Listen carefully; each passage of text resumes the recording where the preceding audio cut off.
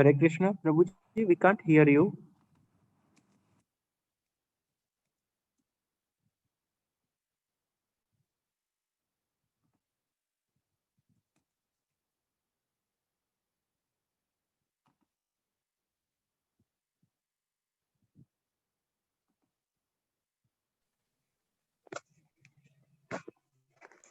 Hare Krishna, Prabhuji, can you hear?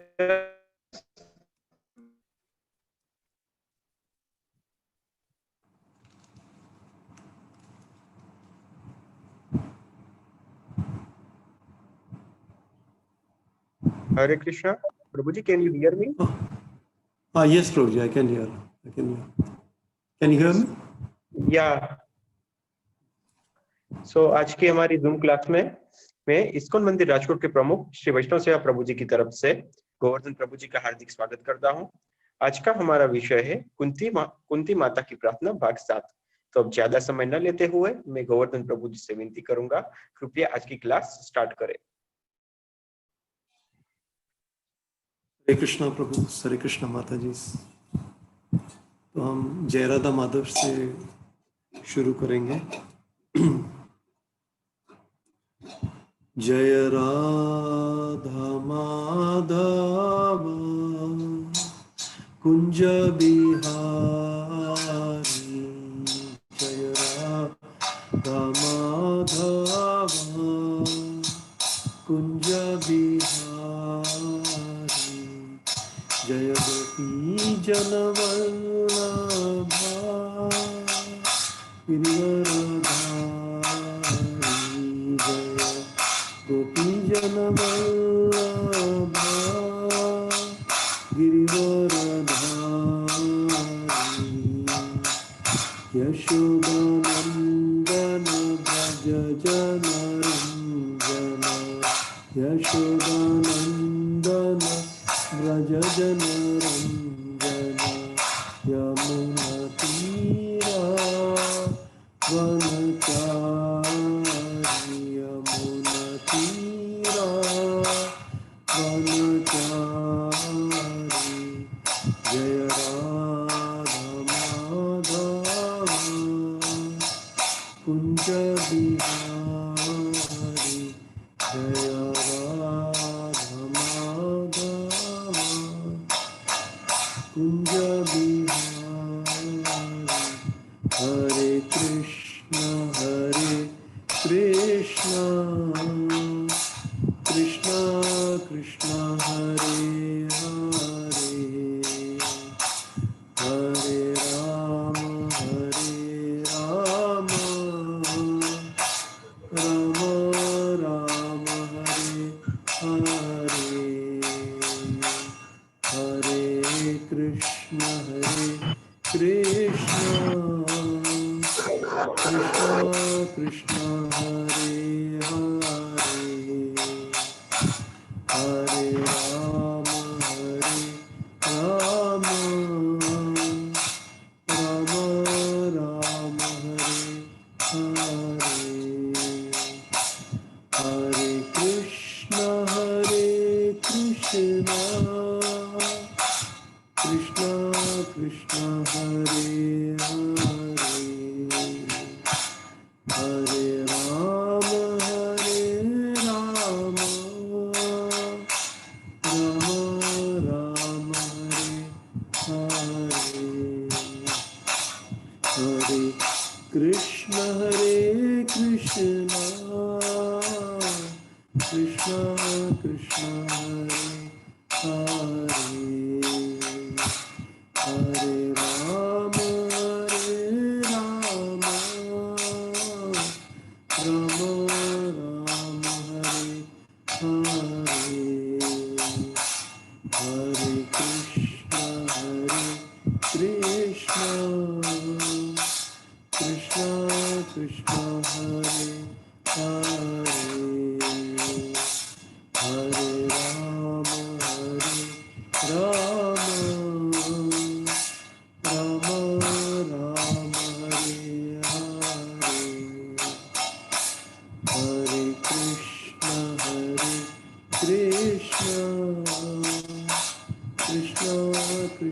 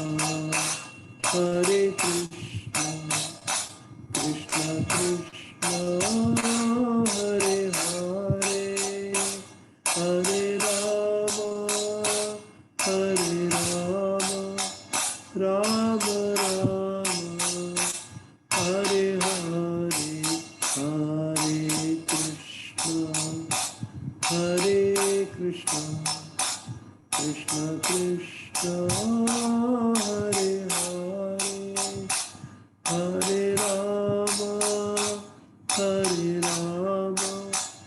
Ram Ram Hare Hare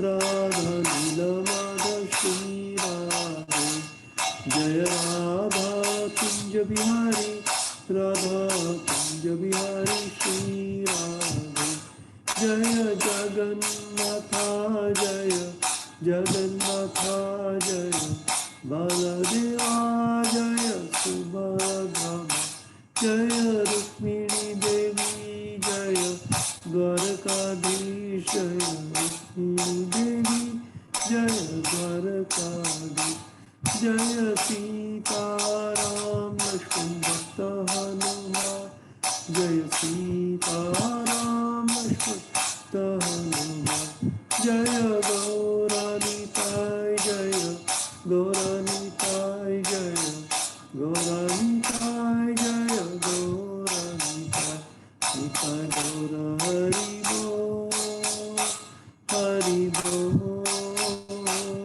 Hari बोल निताय गौर हरि बोल जय जय प्रभुपाद प्रभुपाद जय जय प्रभुपाद जय जय गुरुदेव गुरुदेव गुरुदेव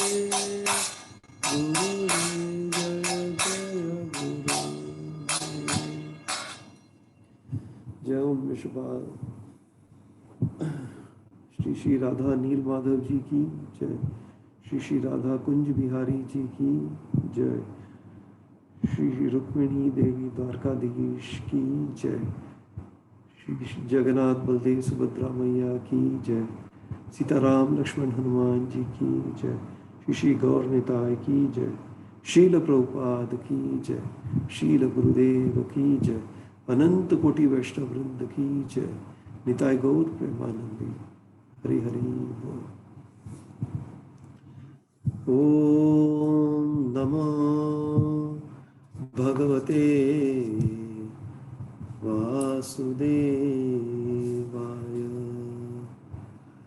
ओम नमो भगवते वासुदेवाय ओम नमो भगवते वासुदेवाय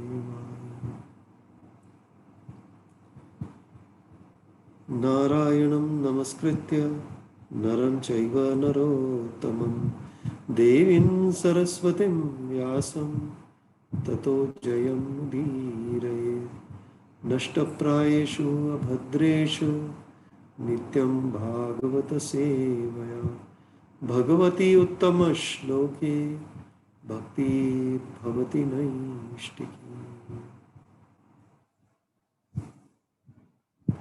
हरे कृष्णा प्रभु, हरे कृष्णा माता जी। तो हमने पिछले बार कुंती माता के स्तुति के बारे में चर्चा किया था। तो श्लोक था तथा परमहंसानां मुनीनाम अमलात्मनां भक्ति योग विधानार्थम कथम पश्येमहि स्त्रियाः। तो इसमें हम परमहंस के बारे में थोड़ा और कहना चाहते हैं। तो ये परमहंस कौन है? परमहंस वो है जो दूसरों से दैवी गुण निकाल सकते हैं। हाँ, वो दूसरों के का व्यवहार बदल सकते हैं, वो परमहंस है। हाँ, तो परमहंस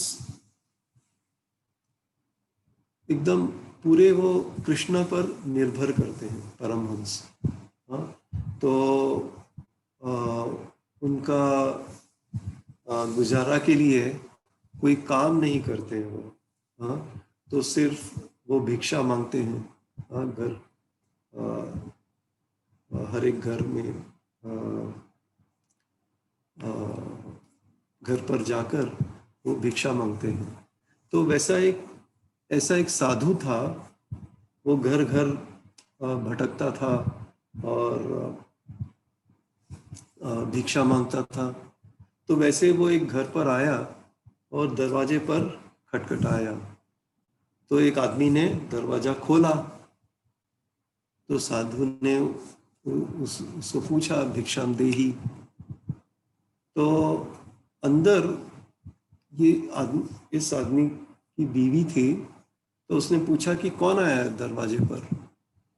तो जब इस आदमी ने उसको जवाब दिया तो वो उसकी बीवी दरवाजे पर आई और इस साधु पर चिल्लाने लगी। बोली, हम लोग इतना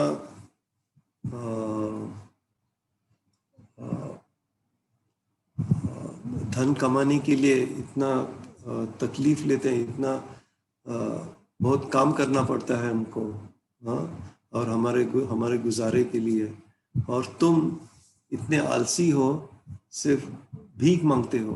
हाँ, उसने ये साधु को कहा। तो साधु ने कहा कि तुम्हारे पास जो भी है हमको दो। हाँ, हाथ में उसका एक कटोरी था। तो वो बीवी उस औरत को बहुत गुस्सा आया। तो अंदर गई वो घर के अंदर, और घर के अंदर जो राख पड़ा था, तो उसने हाथ में राख लिया और बाहर आकर उस साधु के कटोरी में फेंका उस राख को।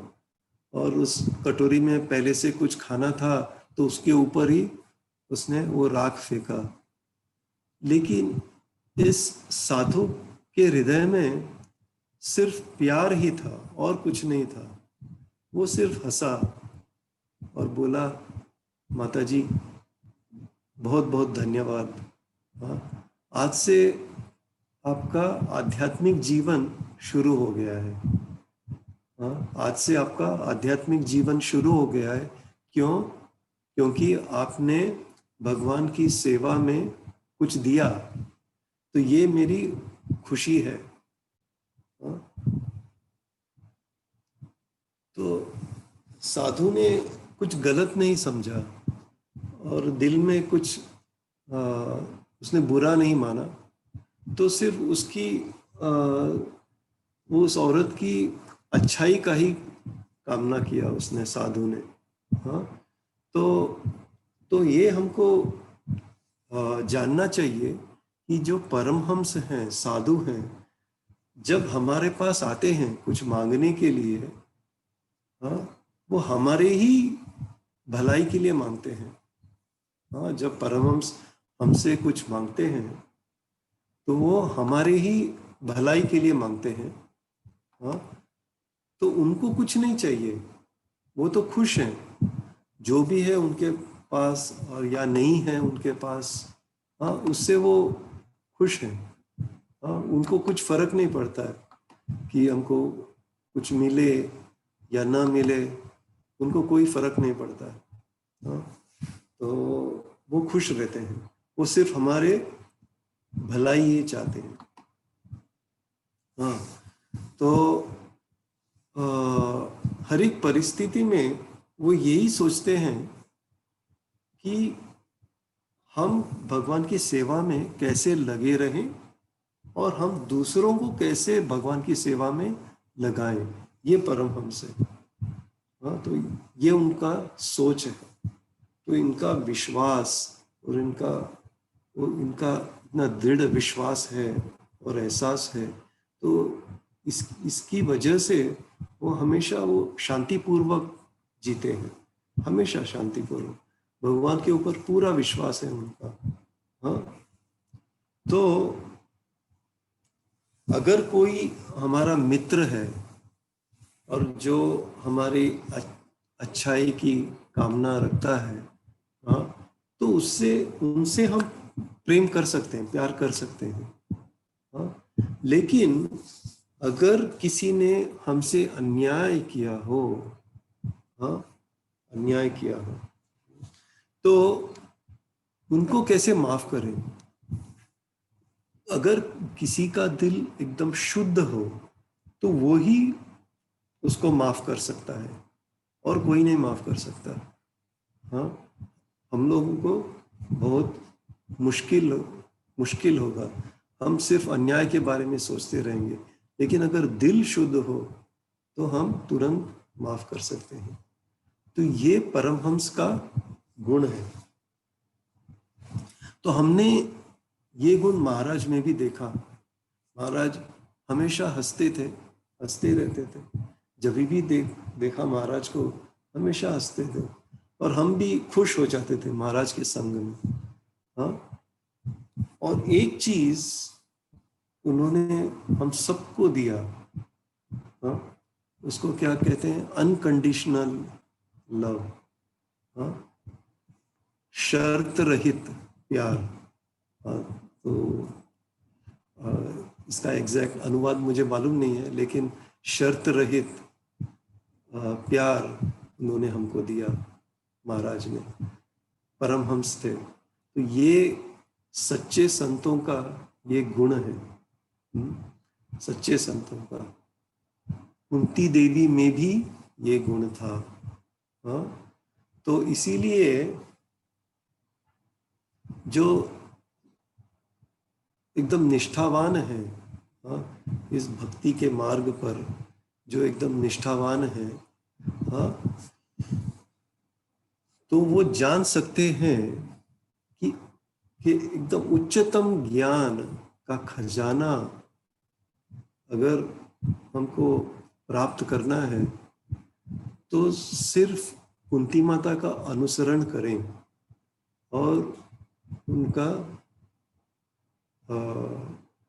उनके शब्द, उनके जो इंस्ट्रक्शन है उसको सुने। हाँ, तो ये अगर ये ज्ञान का खजाना प्राप्त करना है तो ऐसी कुंती माता एक परमहंस थी। तो अब हम इस श्लोक पर आते हैं। पहला स्कंद 8वां अध्याय 21वां श्लोक। पहला स्कंद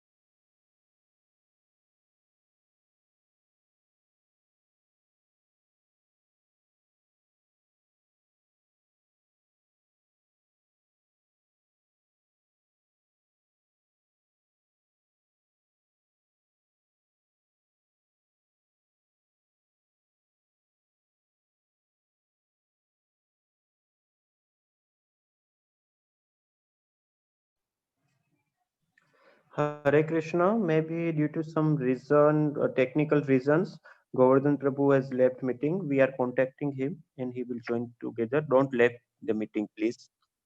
गोवर्धन प्रभु जी कुछ तकनीकी कारणों की वजह से लेफ्ट हो गए हैं, वो वापस ज्वाइन हो गए। कृपया आप मीटिंग लेफ्ट ना करें। लीव नहीं करवाना, टेक्निकल कारण से miss Prabhu, where did it get cut off? Which point? Do you remember? कहाँ पर कट हो गया था? हरे कृष्णा, हरे Krishna. Hare Krishna Prabhu, before 3 minutes, before 2 minutes, just when I was telling the verse or before that? When you were telling verse was completed. Okay, when I was reciting the verse, it got disconnected. Okay. Yeah. Okay, thank you. Krishnaya Vasudevaya Devaki Nandanaya cha Nanda Gopakumaraya Govindaya Namo Namaha. Krishnaya Vasudevaya Devaki नंदनाय च नंद गोपकुमाराय गोविंदाय नमो नमः। शब्दार्थ: कृष्णाय भगवान को, वासुदेवाय वासुदेव के पुत्र को, देवकी नंदनाय देवकी के पुत्र को, च तथा नंद गोप नंद तथा ग्वालों के, कुमाराय पुत्र को, गोविंदाय भगवान को जो इंद्रियों तथा गौओं के प्राण हैं, नमः सादर नमस्कार, नमः नमस्कार। अनुवाद: अतः मैं उन भगवान को सादर नमस्कार करती हूँ जो वसुदेव के पुत्र, देवकी के लाडले, नंद के लाल तथा वृंदावन के अन्य ग्वालों एवं गौओं तथा इंद्रियों के प्राण बनकर आए हैं। अतः मैं उन भगवान को सादर नमस्कार करती हूँ जो वसुदेव के पुत्र, देवकी के लाडले, नंद के लाल तथा वृंदावन के अन्य ग्वालों एवं गौओं तथा इंद्रियों के प्राण बनकर आए हैं। तात्पर्य: किसी भी भौतिक संपदा द्वारा प्राप्त न किए जा सकने वाले भगवान इस प्रकार अपने अनन्य भक्तों पर विशेष अनुग्रह दिखाने तथा आसुरी लोगों के उपद्रवों का शमन करने के लिए अपनी असीम अहेतुकी कृपा से इस पृथ्वी पर अवतरित होते हैं। महारानी कुंती अन्य सभी अवतारों की अपेक्षा भगवान कृष्ण के अवतरण की विशेष रूप से पूजा करती है, क्योंकि वे इसी रूप में सरलता से प्राप्त किए जा सकते हैं।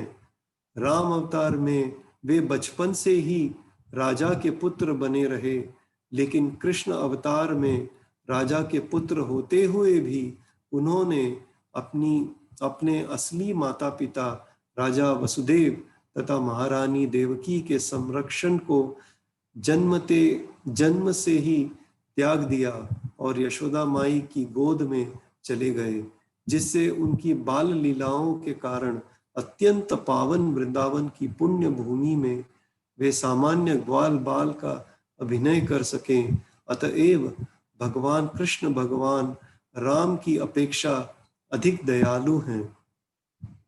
वे कुंती के भाई वसुदेव तथा उनके परिवार के प्रति विशेष रूप से अत्यंत दयालु थे।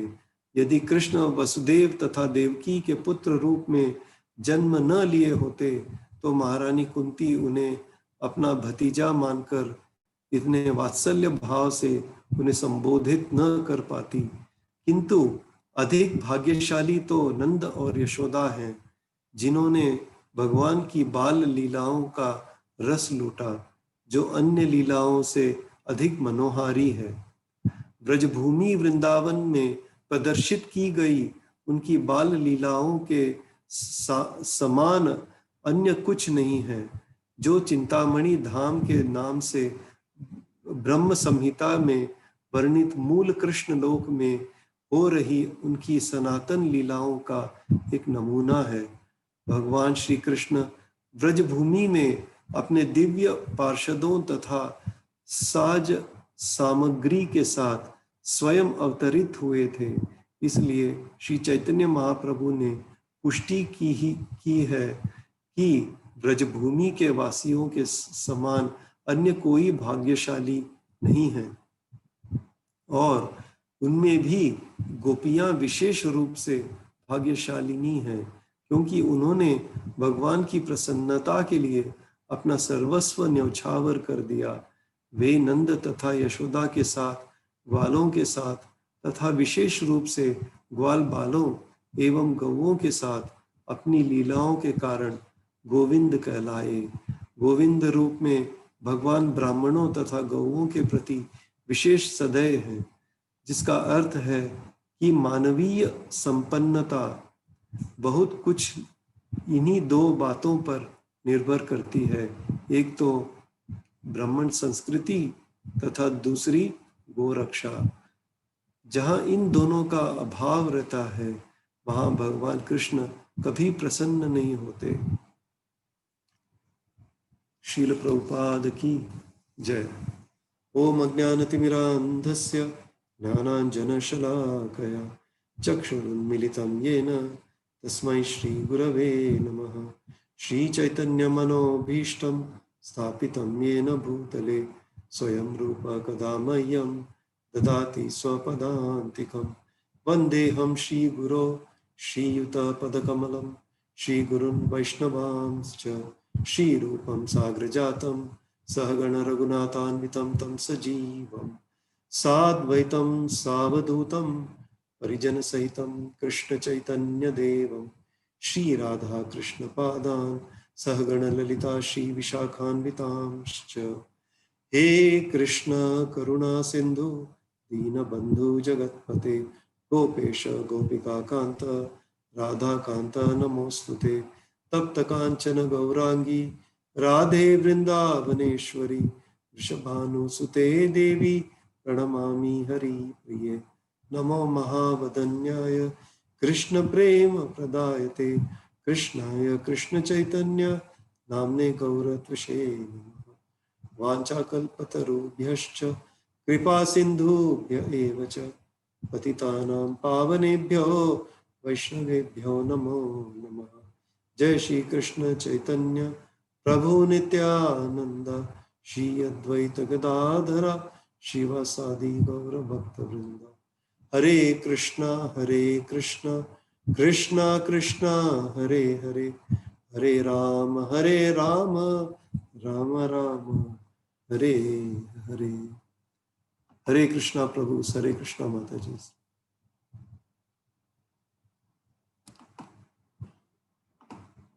तो हमने अभी सुना कि कुंती देवी कैसे परमहंस थी और उनके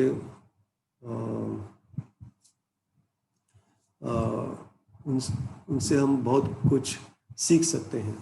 हमने ये भी देखा कि महाराज भी कितने बड़े परमहंस थे, हाँ, और उन्होंने हमको कितना प्रेम दिया, हाँ, शर्त रहित प्रेम।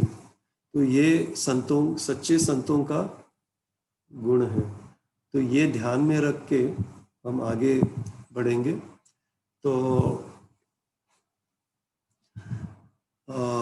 इसमें ये कुंती स्तुति में पहले 3 श्लोक में कुंती माता कृष्ण के बारे में चर्चा करती है, और लेकिन कृष्ण का नाम नहीं लेती है। नमस्ते पुरुषम त्वाद्यम ईश्वरम प्रकृते परम। तो आदि पुरुष हैं, इस प्रकृति के परे हैं, हाँ, वो अलक्ष्यम है, हम दिख नहीं सकते, हाँ, चर्म चक्षु से हम कृष्ण को देख नहीं सकते, हाँ। तो ये सब वर्णन किया कुंती माता ने। और इस श्लोक में कुंती माता कहती है कि ये कौन है, ये पुरुष कौन है। तो पहले कुंती माता कहती है कि ये कृष्ण है, कृष्णाय, हाँ।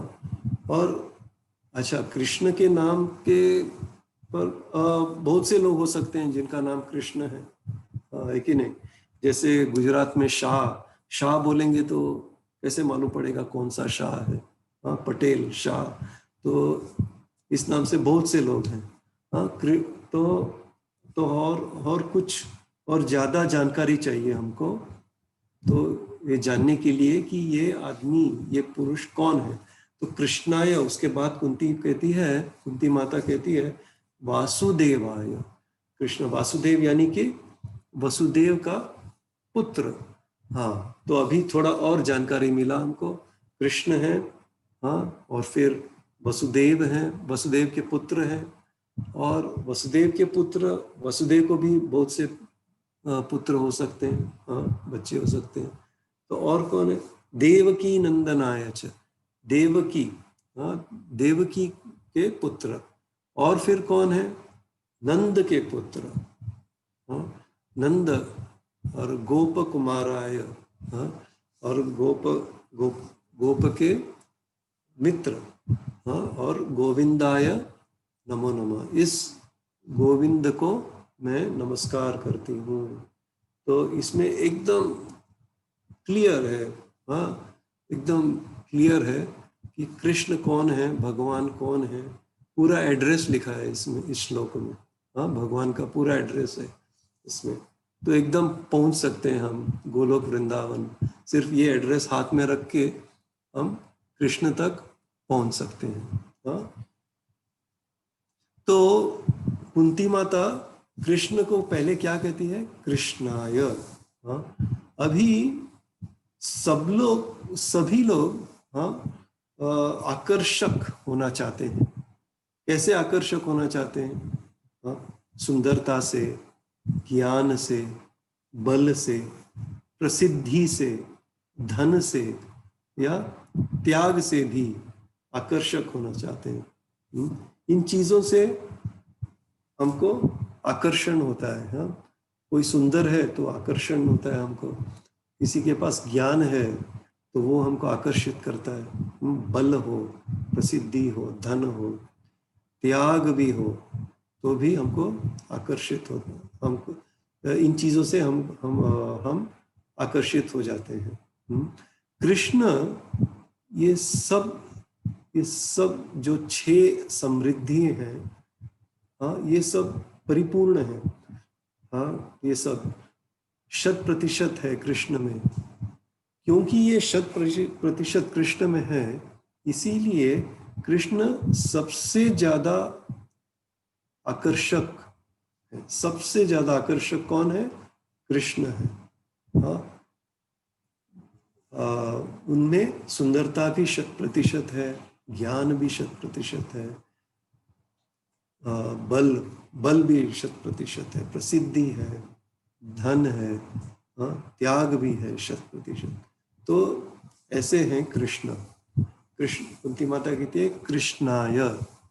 तो अभी तो लोग सिनेमा देखने जाते हैं, टीवी देखते हैं, अच्छा खाना चाहते हैं, हाँ, पुस्तक पढ़ते हैं, परिवार है, हाँ, मित्र है। क्यों है? तो सब, हाँ, सब आनंद, खुशी चाहते हैं, हाँ, खुशी, इसकी खोज में जाते हैं, आनंद की खोज में जाते हैं। और इन अन्य जो रूप है, ये सिनेमा है, टीवी है, अच्छे खाने के पदार्थ हैं, तो इन चीजों में वो क्या करते हैं? खुशी ढूंढते हैं, आनंद ढूंढते हैं। ये चीज हमको आकर्षित करता है, हाँ। लेकिन क्या हम सचमुच इन चीजों में आनंद पा सकते हैं? हाँ, क्या हम इन चीजों में आनंद पा सकते हैं? तो कुंती माता कहती है कृष्णाय, हाँ। तो अगर हम सचमुच आनंद पाना चाहते हैं, आनंद की खोज में हैं, हाँ, तो क्या करना चाहिए? सिर्फ एक ही काम करना चाहिए, हाँ, कृष्ण से आकर्षित हो जाइए। कृष्ण से आकर्षित हो जाइए तो ये आनंद अपने आप आपको मिल जाएगा, ठीक है ना। तो कुंती माता कहती है कृष्णाय। तो पहला कदम क्या है? हाँ, तो हम दूसरों के लिए आकर्षक होने के लिए प्रयत्न नहीं करना चाहिए। तो हम सोचते हैं कि दूसरे भी हमसे आकर्षित हो, हाँ, तो इसका प्रयत्न नहीं करना चाहिए हमको सिर्फ कृष्ण के जो आकर्षक गुण हैं उनका गुणगान करना चाहिए, है कि नहीं? तो उनका गुणगान, उनकी महिमा के गुणगान करना चाहिए, हाँ। इसीलिए हम कृष्ण के नाम का जप करते हैं। तो जब भी हम जप करते हैं हरे कृष्णा कृष्ण कृष्ण हरे हरे, हरे राम राम राम हरे हरे, तो हम क्या करते हैं? हम ये पूरी दुनिया को न्योता देते हैं, हाँ, इनविटेशन। चलो आओ आओ आओ, हाँ, सुनो कृष्ण का नाम, हाँ, भगवान की महिमा देखो, हाँ, कृष्ण का नाम सुनो, भगवान की महिमा देखो। हरे कृष्णा कृष्ण कृष्ण हरे हरे, हरे राम राम राम हरे हरे, उससे आकर्षित हो जाओ। हाँ, वो कंद है, रिजर्वायर को कंद कहते हैं। सुंदरता के कंद हैं, हाँ, बल के कंद हैं, तो ये रिजर्वायर है, ये सब प्रसिद्धियों के रिजर्वायर कंद है। सो इसीलिए जब हम कृष्ण का नाम जपते हैं तो क्या होता है, हाँ, तो हम जब जपते हैं कृष्ण के नाम, हाँ, तो क्या होता है, हाँ, तो हमारा नाम जब जपते हैं, हाँ, हम हमारा नाम भी जपते हैं ना, हम सोचते हैं कि हम बहुत महान हैं, हम बहुत आकर्षक हैं, हाँ, तो हम सोचते हैं हमारा नाम भी जपते हैं। प्रकृते क्रियमाणानि गुणे कर्माणि सर्वशः अहंकार विमूढ़ात्मा करता हम इति मन्यते। हाँ, ले हम सोचते हैं कि हम सब कुछ करते हैं, अहंकार विमूढ़ आत्मा, मूढ़ बुद्धू है, हाँ, अहंकार है, हम सोचते हैं कि हम सब कुछ करते हैं, हम सोचते हैं कि हम महान हैं, हम सोचते हैं कि हम बहुत आकर्षित हैं, आकर्षक हैं, हाँ, लेकिन हमारी इस प्रयत्न से हम सिर्फ निराश ही होते हैं, हाँ, क्योंकि अगर कोई हमसे सहमत नहीं है तो हमको बहुत गुस्सा आ जाता है, हम निराश हो जाते हैं, ईर्ष्या आ जाता है, हाँ, तो ऐसे बहुत से आत्मा हैं जो हमसे सहमत नहीं है, हाँ, तो हम भगवान का नाम लेते हैं तो क्या होता है, महाराज ने कहा, हम लोगों ने महाराज के साथ बहुत बार जप किए, हरे कृष्ण कृष्ण कृष्ण हरे हरे, हरे राम राम राम हरे हरे हरे। तो जप करने के बाद क्या हुआ, तो महाराज कहते थे अभी तुम इस मिरर में देखो, अपना चेहरा देखो, हाँ, तो जाके देखो कितना एकदम ब्राइट हो गया है तुम्हारा चेहरा, हाँ, क्योंकि तुमने भगवान का नाम जप किया, हाँ, तो एकदम ब्राइट हो गया, आकर्षक हो गया। तो हम भगवान का नाम जप करते हैं तो ऑटोमेटिक आकर्षक हो जाते हैं, हाँ, तो अलग से प्रयत्न नहीं करना पड़ता है, हमारे कर्म से या कुछ नहीं, उससे कुछ फर्क नहीं पड़ता है, वो सब हमको आखिर में हमको निराश ही करती है कि नहीं। तो ऐसा है कृष्ण, हाँ, कृष्ण का मतलब है जो सबसे आकर्षक। तो फिर कुंती माता कृष्ण को क्या कहती है, वासुदेवाय, हाँ, तो वासुदेवाय उसका अर्थ क्या है, तो पहला अर्थ ये है कि वो वसुदेव के पुत्र हैं, वो कितना अद्भुत है कि कृष्ण अपने ही भक्त के पुत्र के रूप में प्रकट हुए, हाँ, कृष्ण अपने ही भक्त के रूप में, भक्त के पुत्र के रूप में प्रकट हुए, हाँ, कितना अद्भुत है ये, हाँ। इसी तरह कृष्ण प्रतिफल चुकाते हैं, विनिमय करना बोलते हैं इसको। तो अगर कोई भक्त सेवा करता है कृष्ण का तो कृष्ण भी प्रतिफल चुकाते हैं, रेसिप्रोकेट करते हैं, हाँ। तो वसुदेव और देवकी जब भी सूतप और कृष्ण के रूप में जन्म लिए थे, उन्होंने बहुत तपस्या की, और जब भगवान प्रकट हुए तो उन्होंने कहा कि आपकी तरह मुझे बालक चाहिए, पुत्र चाहिए। तो कृष्ण की तरह कौन हो सकता है, कृष्ण ही हो सकते हैं, एक है कि नहीं। तो जब भी वो सूतप और कृष्ण के रूप में जन्म लिए थे, तभी कृष्ण कृष्णी गर्भ के रूप में कृष्णी गर्भ के रूप में प्रकट हुए थे। फिर कश्यप और अदिति के पुत्र वामन देव के रूप में प्रकट हुए। आखिर में वसुदेव और देवकी के पुत्र कृष्ण के रूप में प्रकट हुए। इस तरह जब भी हम छोटे से छोटा भी कार्य हम कृष्ण के लिए करेंगे तो कृष्ण हमेशा याद रखते हैं, कृष्ण हमेशा याद रखते हैं और ऋणी हो जाते हैं कृष्ण अपने भक्ति से। तो कृष्ण वसुदेव के पुत्र थे, इसीलिए उनको वासुदेव कहते हैं।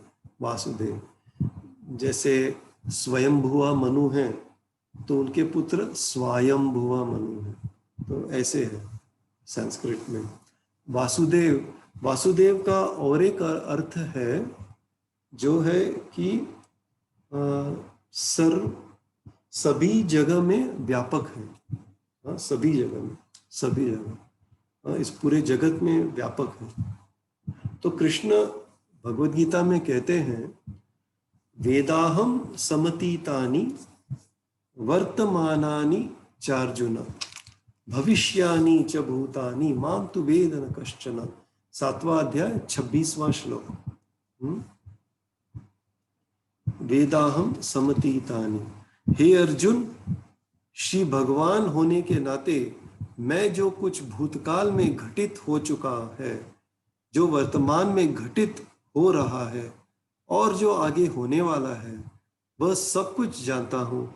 मैं समस्त जीवों को भी जानता हूँ, किंतु मुझे कोई नहीं जानता। हाँ, तो ऐसे कृष्ण हैं।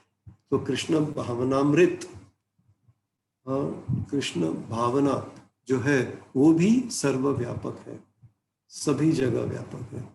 हाँ, कृष्ण सब कुछ जानते हैं, सब कुछ जानते हैं। हमारा विचार, हमारे कार्य, सिर्फ एक जीव का नहीं, सिर्फ खुद अपना ही नहीं, सभी प्रत्येक जीवों का के विचार और कार्य सब जानते हैं। और जो पूर्व वो घटित हो चुका है, जो अभी हो रहा है और जो आगे होने वाला है, वो सब कुछ कृष्ण जानते हैं। लेकिन कृष्ण को कोई नहीं जानता। जो ये ब्राह्मण है, ब्राह्मण इफल्जेंस बोलते हैं, प्रभा, जो हर एक परमाणु में भी व्यापक है।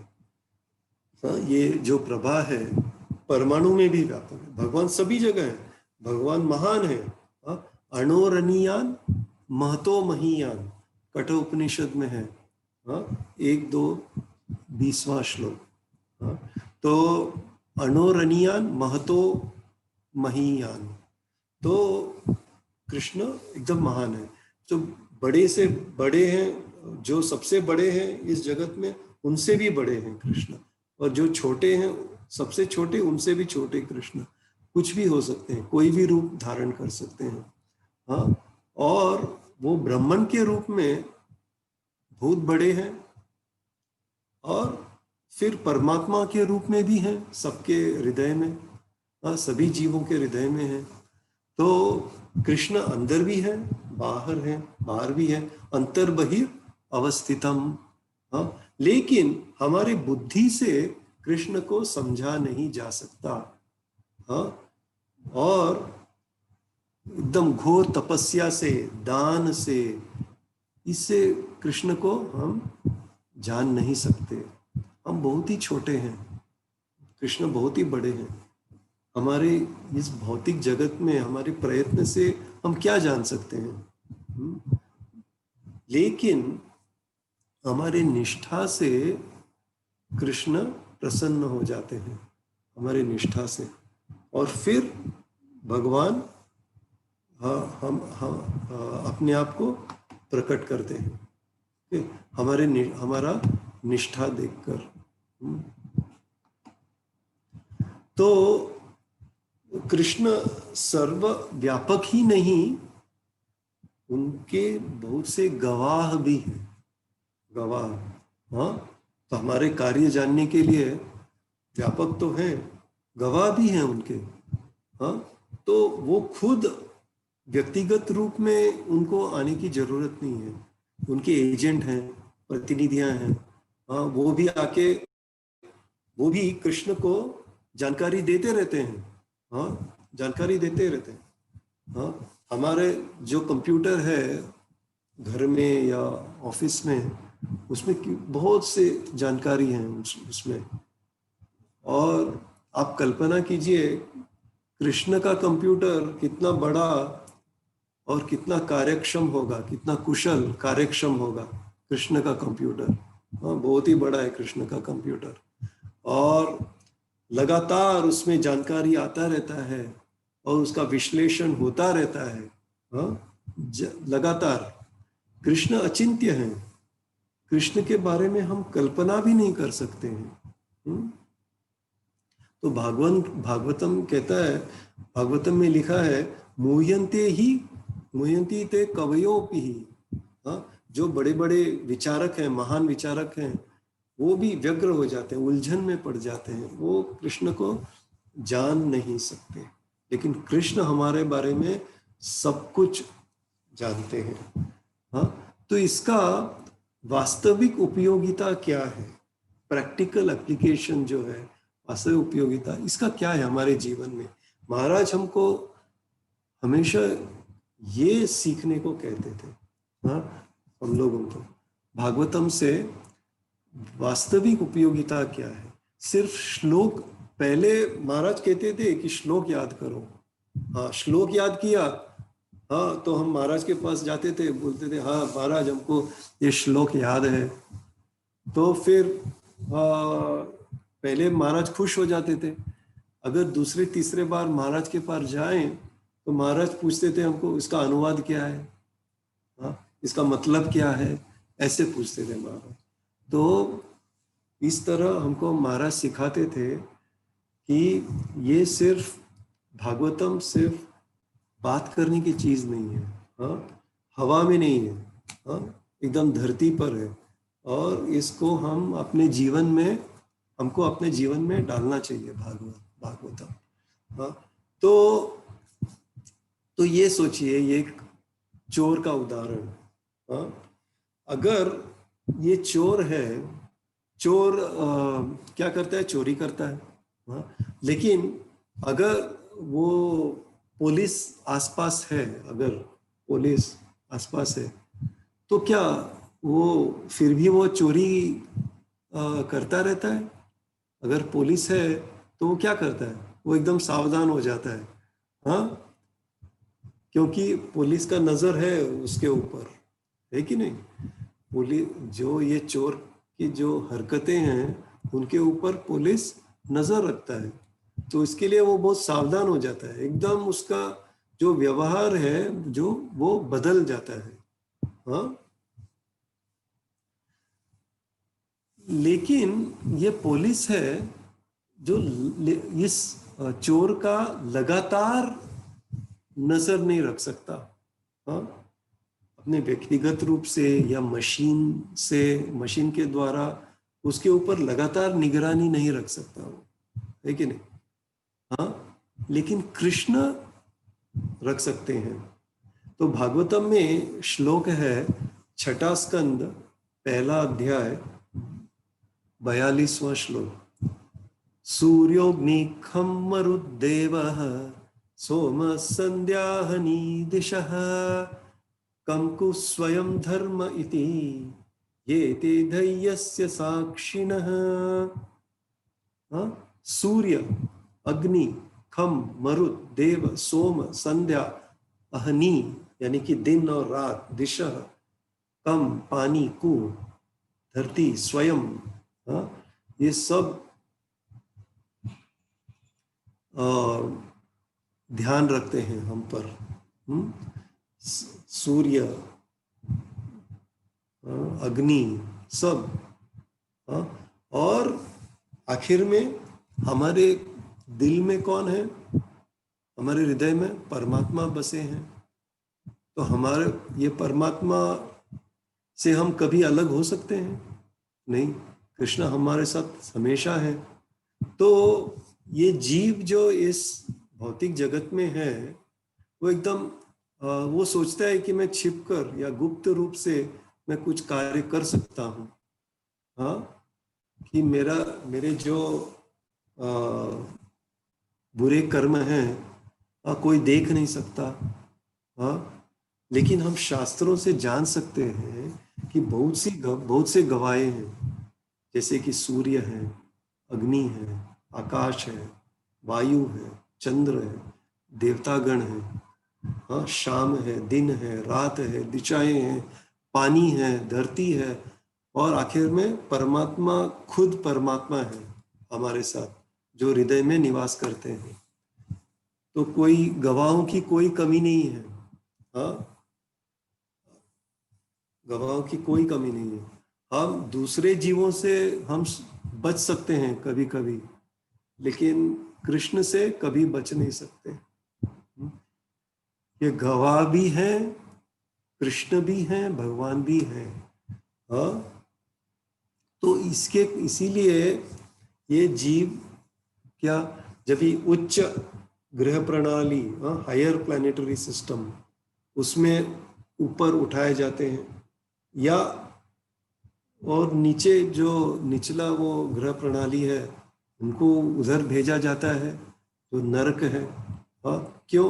क्योंकि ये सब गवाह हैं, तो यमराज को पूरा रिपोर्ट मिल जाता है, कृष्ण को पूरा रिपोर्ट मिल जाता है, ये इस जीव ने ऐसा ऐसा किया, तो उसको ऊपर भेजो या नीचे भेजो या कुछ जो भी करो, तो उसको सब रिपोर्ट मिल जाता है।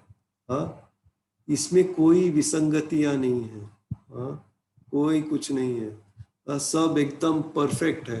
परफेक्ट भगवान ने सब एकदम परफेक्ट मैनेज किया है। स्वाभाविकी ज्ञान बल क्रिया च, एकदम भगवान अरेंज करते हैं सब। हाँ, तो इसीलिए ये हम वासुदेव के बारे में बात कर रहे थे, कृष्ण सभी जगह व्यापक हैं। तो महाराज ने क्या कहा कि हमको हमारा व्यवहार बहुत सावधान रहना चाहिए, हमारा व्यवहार से, है ना, व्यवहार एकदम अच्छा होना चाहिए, बहुत सावधान से व्यवहार करना चाहिए दूसरे जीवों के साथ। हाँ, अगर कृष्ण हमारे साथ इधर, हमको मालूम है कि कृष्ण हमारे साथ इस क्षण हमारे साथ हैं इधर, तो हम क्या करते? क्या हम इसी तरह दूसरे जीव से व्यवहार करते?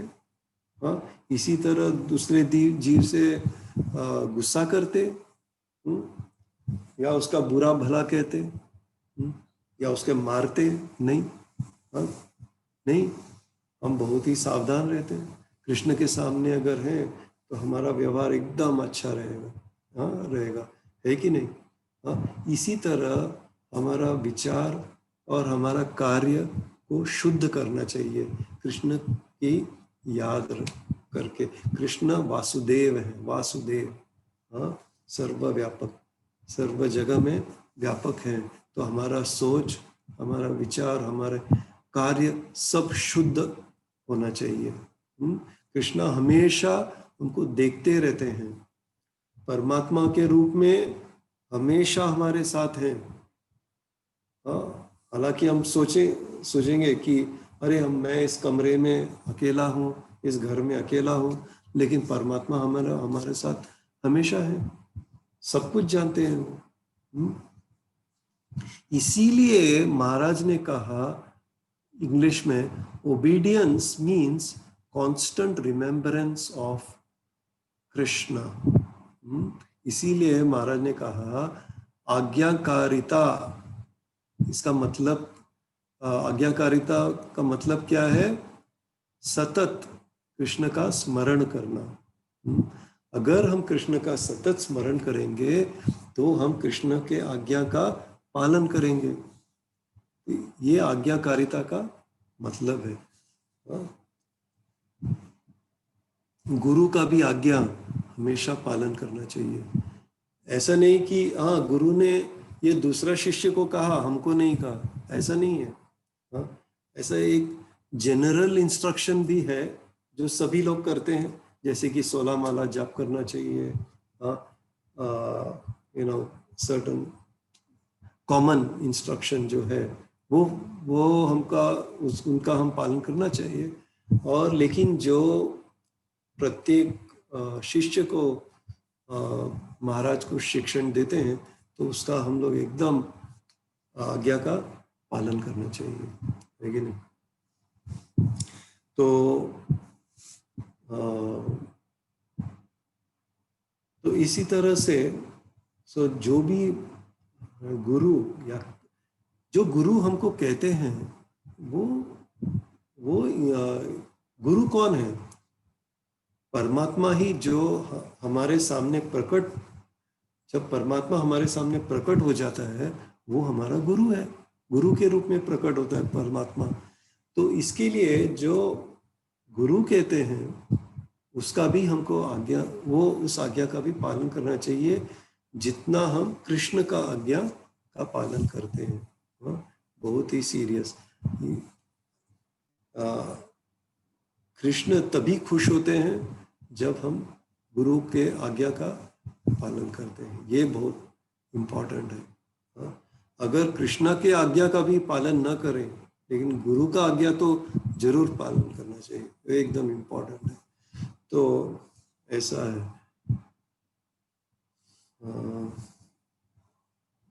तो फिर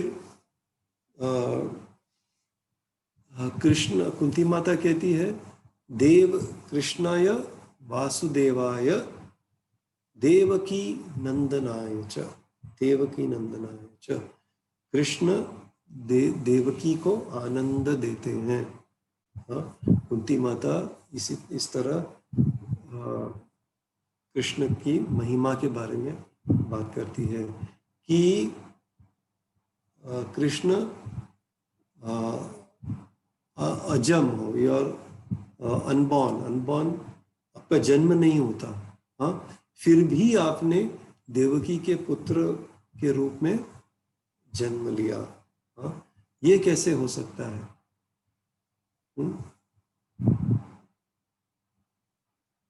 तो कृष्ण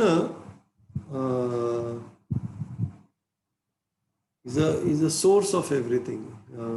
सोर्स को क्या कहते हैं?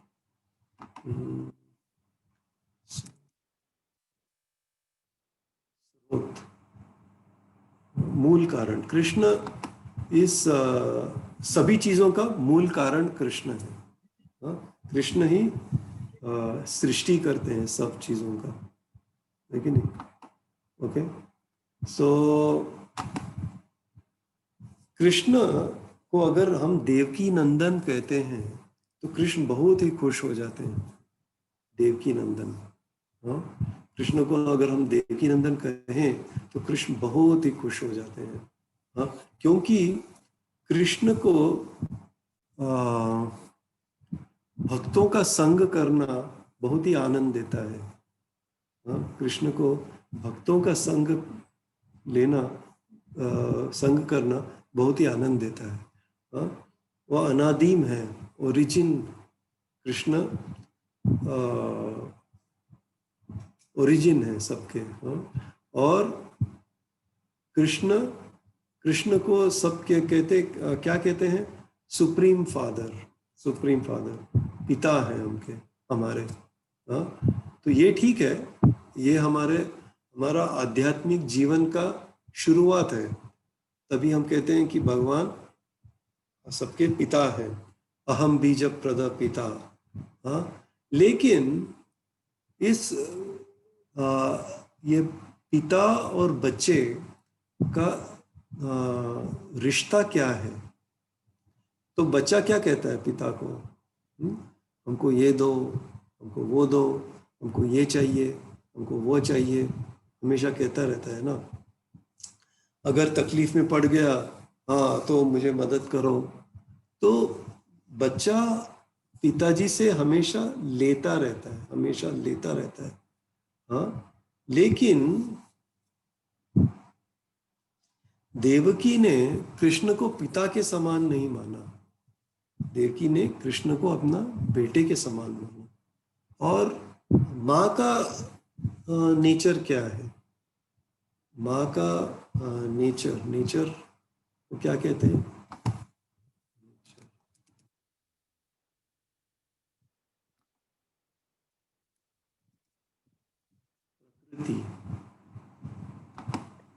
स्वभाव हाँ स्वभाव, हाँ nature, correct correct, thank you.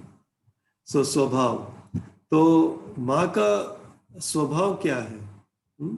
माँ का स्वभाव है कि बच्चे को कुछ देना, लेकिन बच्चे से कुछ अपेक्षा नहीं करती है माँ, है कि नहीं? तो बच्चे को सिर्फ देते रहती है। तो ये अंतर है, हाँ? बच्चे का स्वभाव और पिता या माँ का स्वभाव। हाँ, तो एक छोटा बच्चा है तो वो माँ को क्या दे सकता है? तो माँ को पूरा रात जागना पड़ता है, वो बच्चा रोता रहता है सारी रात, हाँ, और वो मल मूत्र अगर वो कुछ करता है तो माँ को साफ करना पड़ता है, हाँ, और माँ के कोख में वो लात मारता है, हाँ, तो बहुत ही दर्द होता है माँ को। और जो डिलीवरी है वो भी बहुत ही दर्दनाक होता है माँ के लिए, हाँ। लेकिन माँ को बच्चे से बहुत ही प्यार रहता है। कितना प्यार है कि उसके जीवन में और कुछ नहीं है बच्चे के सिवा, तो इतना प्यार है माँ को। तो उस माँ का प्यार क्या है? वो सिर्फ देना, हाँ, और कुछ अपेक्षा नहीं करती है। तो क्या ये रिश्ता, हाँ, माँ का रिश्ता बच्चे के रिश्ता से और बेहतर नहीं है? हाँ, तो एक बच्चा तो लेता रहता है और माँ तो देती रहती है। तो देवकी ने कृष्ण को कितना दिया, हाँ, हमको भी देवकी की तरह बनना चाहिए। अगर हम देवकी की तरह बने तो कृष्ण भी हमारे हृदय में जन्म लेंगे। जैसे कृष्ण ने देवकी के कोख से जन्म लिया, तो अगर हम देवकी की तरह हो तो कृष्ण भी हमारे हृदय में जन्म लेंगे, है कि नहीं? तो हम अगली बार हम इसका कंटिन्यू करेंगे। तो अभी समय, अभी 8 क्या टाइम हो गया? अभी 7 बज गया, अभी 7:10 हो गया। तो हम अगली बार कंटिन्यू करेंगे, इसी श्लोक पर चर्चा करेंगे। तो ये देवकी नंदन के बारे में हम और चर्चा करेंगे। बहुत अच्छा श्लोक है ये, तो वी कैन बहुत कुछ बात कर सकते हैं इसके ऊपर। तो अगर किसी को कोई प्रश्न है या कुछ कहना चाहता है तो प्लीज। हरे कृष्णा।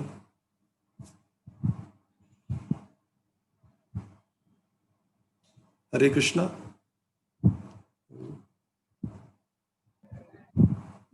हरे कृष्णा। अगर किसी का कोई प्रश्न है, कुछ कमेंट है, तो कृपया आप अनम्यूट करके क्वेश्चन या कमेंट दे सकते हैं।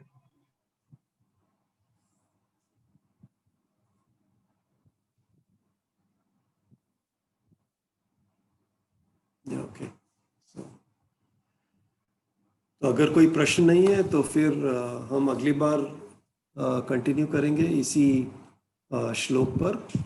तो हरे कृष्णा।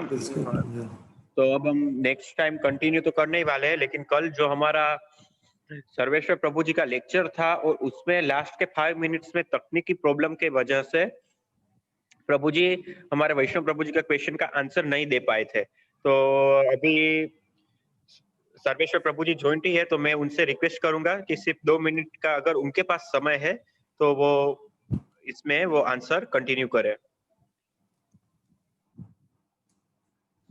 हरे कृष्णा प्रभु जी, दंडवत प्रणाम। हरे कृष्णा प्रभु जी। आनंद आ नाइस टू सी यू। दर्शन हो गए आपके, बस आनंद हो गया। दुर्लभ है, इतनी दूर दूर हैं, लेकिन फिर भी भगवान की गुरु इतनी कृपा है, वैष्णव सेवा प्रभु की इतनी कृपा है कि हम सबको इकट्ठा कर दिए हैं। तो आपके तो सामने बात करने का कोई क्वालिफिकेशन नहीं है प्रभु। नहीं नहीं, या प्रभु। ऐसा मत कहिए, ऐसा मत कहिए। हम सब सेवक हैं और गुरु महाराज की कृपा से हम सब लोग भगवान की भक्ति में किसी तरह से एन के एन प्रकार लगे रहें, यही बस प्रार्थना करते। कल वैष्णव से प्रभु का एक प्रश्न था। मैंने अपनी कथा में कहा था कि अष्टादश पुराणेषु व्यासस्य वचनद्वयम् परोपकारः पुण्याय पापाय च परपीडनम। तो प्रभु जी ने प्रश्न किया था कि जो पुराणों का जो निचोड़ है, ये देखिए, हमने एक प्रसंगवश इस बात को कहा था, और वो प्रसंग ऐसा था कि कोई यदि दरिद्र व्यक्ति है, गरीब है, तो उसकी सहायता करना ये एक परोपकार है। अब ये परोपकार में दो तरह की बातें आती हैं। एक भौतिक दृष्टि से उसको देखा जा सकता है, एक आध्यात्मिक दृष्टि से देखा जा सकता है। तो जिस नीतिकार ने इस श्लोक को, इस बात को कहा कि परोपकारः पुण्याय, तो प्रभु जी ने कहा था कि देखिए, हमारे भागवत का सार तो पुण्य करने का अर्थ है कि उसको भक्ति मिलनी चाहिए। यदि उसको भक्ति हमारे शास्त्र के माध्यम से, भागवत के माध्यम से नहीं मिल रही है, तो उसको पुण्य का परोपकार हम नहीं किए। तो ये बात तो सत्य है, लेकिन नीतिकार जो है 18 पुराणों का निचोड़ बता रहा है, ना कि केवल भागवत का बात बता रहा है। और यदि आप जाने, देखें, तो आप ये देखेंगे कि 18 पुराण में केवल भागवत पुराण ही ऐसा है जो शुद्ध भक्ति का वर्णन करता है। शेष पुराणों में कर्मकांड का ही वर्णन हुआ है, और कर्मकांड जो है वो यही बात बताते ही हैं कि क्या करने से हमको पुण्य होगा, क्या करने से हमको पाप मिलेगा, क्या करने से हमको स्वर्ग में जाना होगा। ज्यादातर अन्य पुराणों की गतियां जो हैं वो स्वर्गलोक तक हैं, और स्वर्गलोक तक की गति पुण्य कर अर्जित करने से निश्चित रूप से प्राप्त होती।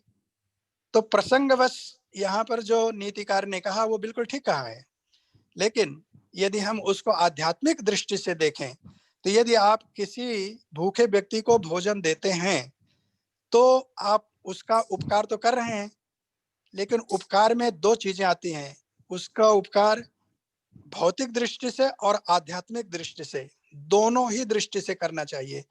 जैसे प्रभुपाद जी से बहुत बार लोग पूछा करते थे कि आपने इतनी बड़ी संस्था खड़ी कर रखी है, तो आपकी संस्था जो है गरीबों के लिए क्या करती है, बीमार व्यक्तियों के लिए क्या करती है, आपने कितने स्कूल खुलवाए हैं, कितने अस्पताल बनवाए हैं, आप ये तो करते नहीं हैं। जबकि हमारे भारतवर्ष में या किसी भी विदेशों में भी जितनी धार्मिक संस्थाएं हैं, वो बहुत सारे इस तरह के जन कल्याण के कार्य भी करती हैं। आपकी संस्था तो कुछ नहीं करती, आप क्या कर रहे हैं इसके लिए? तो प्रभुपाद जी ने कहते हैं, वो जवाब देते थे कि मैंने जितना बड़ा स्कूल, जितनी बड़ी अस्पताल बनाई है, उतना बड़ा किसी ने बनाया ही नहीं है। आप हमारे अस्पताल में आइए, हमारे स्कूल में आइए, तो हम केवल आपके इस भौतिक दुख को नहीं दूर करेंगे, बल्कि हम आपके इस सांसारिक दुख को इस तरह दूर कर देंगे कि आपको फिर से कभी कोई दुख होगा ही नहीं। आपको भगवान के धाम की प्राप्ति हो जाएगी। संसार के इस 84 योनियों में आने जाने का कष्ट दूर हो जाएगा। मैंने तो इतना बड़ा अस्पताल खोला है, लेकिन आप आते नहीं है। आप आइए, वहां पर आपको भोजन भी मिलेगा, और जो सबसे बड़ा उपकार है वो भी आपके जिम्मे कर दिया जाएगा। तो आप आइए तो सही। तो यहाँ पर किसी भी नीति को समझने के जो हमारे विचार होते हैं, वो दोनों पहलुओं को देखना पड़ेगा। भौतिक दृष्टि से भी देखना पड़ेगा, आध्यात्मिक दृष्टि से भी देखना पड़ेगा।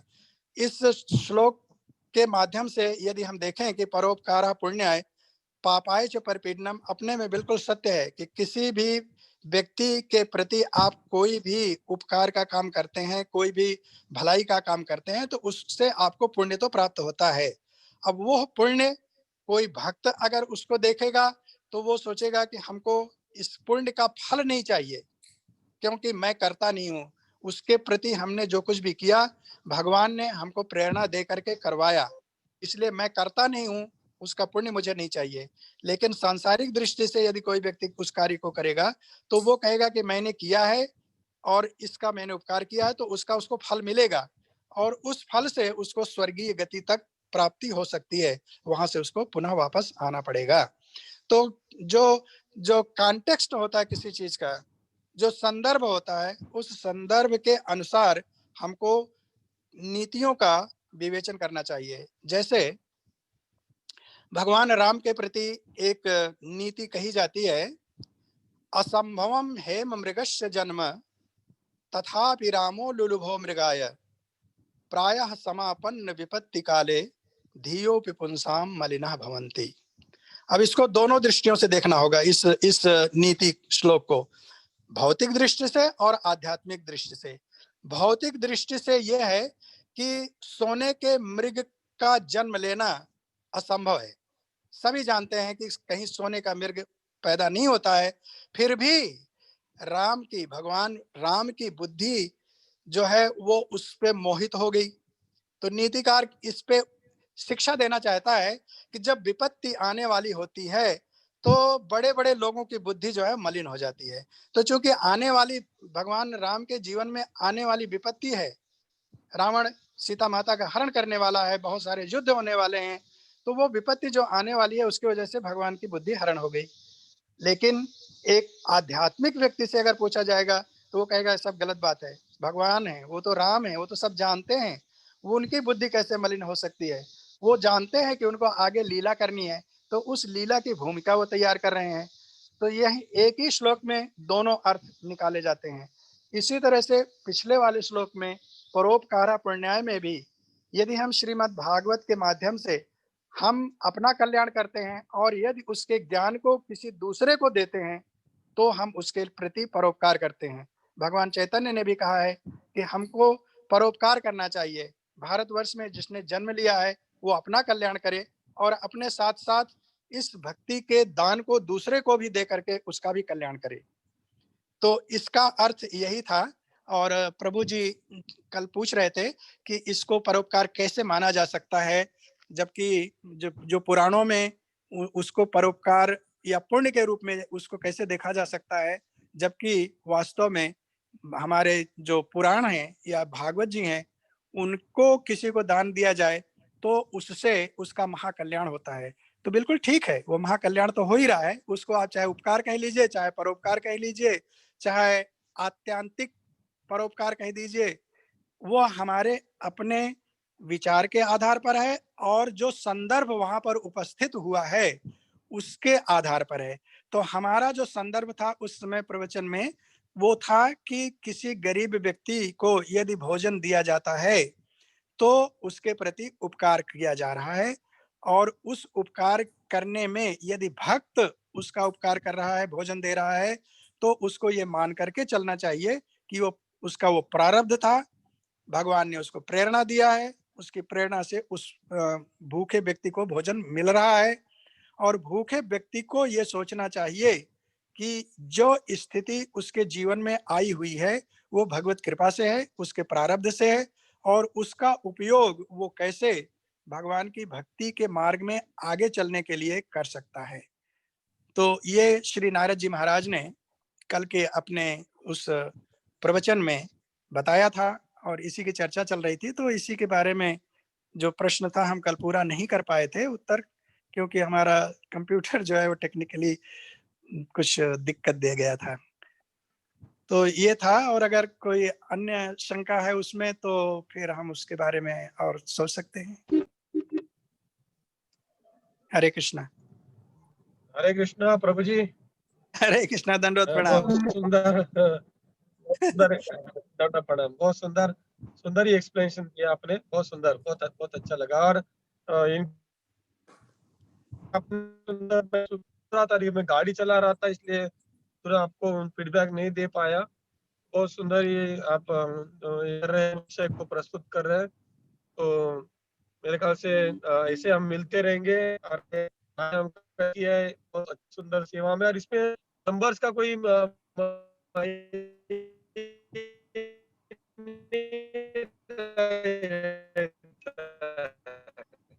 क्लियर नहीं है। हाँ, आवाज नहीं आ रही है। हरे और कृष्ण। नहीं आ रही। वैष्णव प्रभु मंदिर के We cannot hear you, Vaishnav Prabhu. हरे कृष्ण वैष्णव प्रभु, आपका आवाज कट कर रहा है, maybe due to network problem. हाँ, वो ड्राइव कर रहे हैं ना इसलिए। या चलिए, कोई बात नहीं है। और Okay, no, you can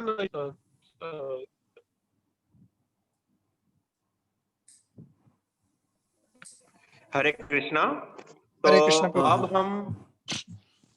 अब हम ये लेक्चर की पूर्णाहुति की तरफ आगे बढ़ते हैं।